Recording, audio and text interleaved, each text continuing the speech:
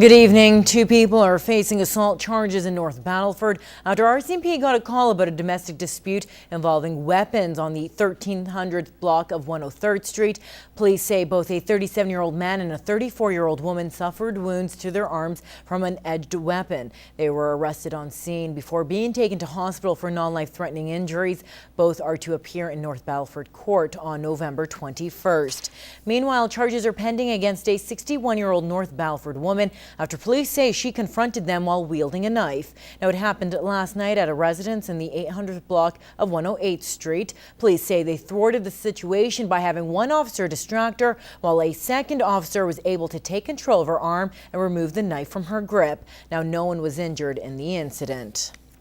Health officials encourage us every year to get a flu shot, but many of us turn a blind eye despite numerous campaigns made on flu prevention. Now, according to Canada's Public Health Agency, between 2,000 to 8,000 people die annually from influenza in our country. Now, in this week's Healthy Living, Anna Stanislaw gets to the bottom of the flu vaccine and how effective it really is. It'll be really quick, but I need you to hold really still, okay? It's a quick process and takes less than 10 seconds. Come on, take a deep breath, let it go.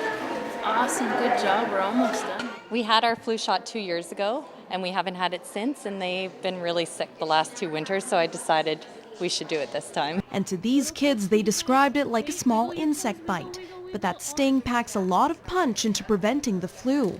This public health nurse says the influenza shot is 50 to 70% effective, depending on the health status and age of the person. Influenza is always changing, and the strains in the vaccine change every year, so it's important that you get the vaccine yearly to keep your immunity up against influenza. It's recommended everyone 6 months and older get the flu shot, especially for high-risk groups, which include people with chronic health conditions, pregnant women and their families, adults 65 and over, and people with severe obesity, to name a few. So you're actually contagious prior to showing symptoms, so a day prior to showing symptoms, and usually the first 5 days that you're infected, you're most contagious. Lana says a common misconception on why healthy people do not get the vaccine is they believe they won't get the flu. Even healthy people can miss 5 to 10 days of work or school if they're infected with influenza. Besides getting the influenza shot, there is one major way to help prevent being sick.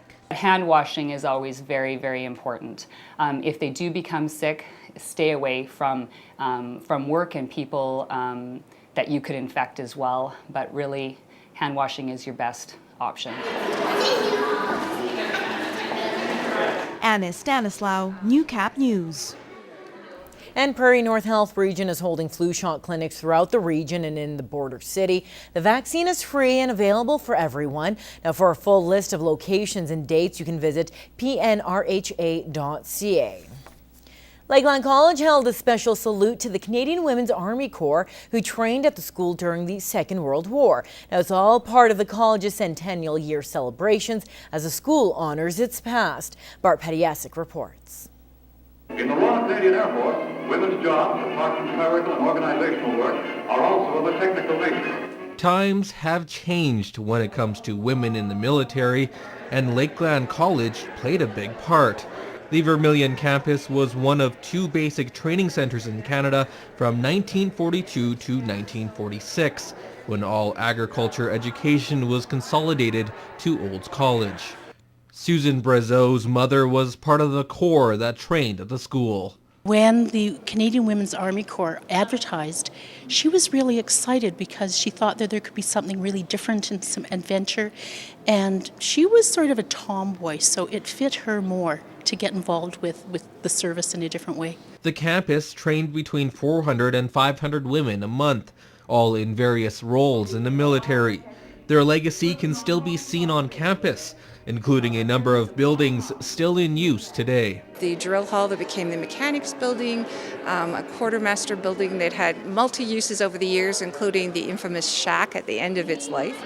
And so it seemed like an important thing for us to do, to recognize that part of our history. Military members were on hand as they watched a special documentary on the Women's Corps and got to walk through the displays set up at the Alumni Hall. For me, knowing the heritage of the Canadian women in the military, and it certainly helps for all women to look back on that and see where we came from and where our roots came from. It's important to know who our role models were and why we aspire to be what we are today as women in the military. And while the days of being a military training facility are long behind them, Lakeland College representatives say the impact it's made on the community is still present.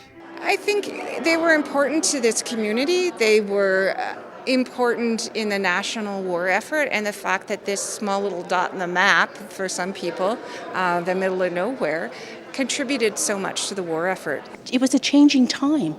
And these were women who were really trailblazers. They were in the forefront. They were doing things that women had never done before. Bart Pediasic, Newcap News. Well, to Ag News now, it's the first show of the fall circuit, and it gives the best cattle and the top breeders from throughout the prairies the chance to strut their stuff.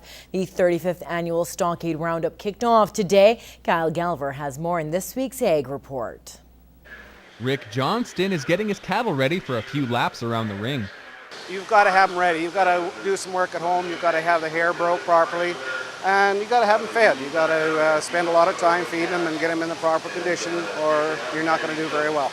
The local breeder has been in the beef industry for over 35 years and has attended the Stockade Roundup for more than 2 decades. The 3-day show kicks off the fall circuit and is a good warm-up for both the cows and the people showing them. It's a real good show for us breeders to go and get our cattle used to the show ring and the hustle and bustle and the noise before we go to the major show at Agribition.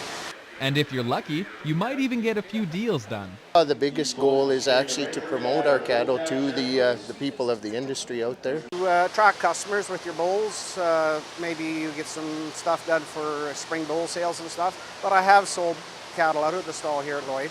There couldn't be a better time to show off. This year's edition is expected to be one of the biggest in recent memory.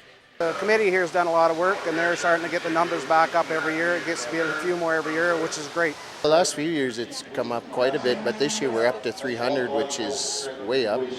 And with the 35th year, that's pretty impressive. Kyle Galver, Newcap News.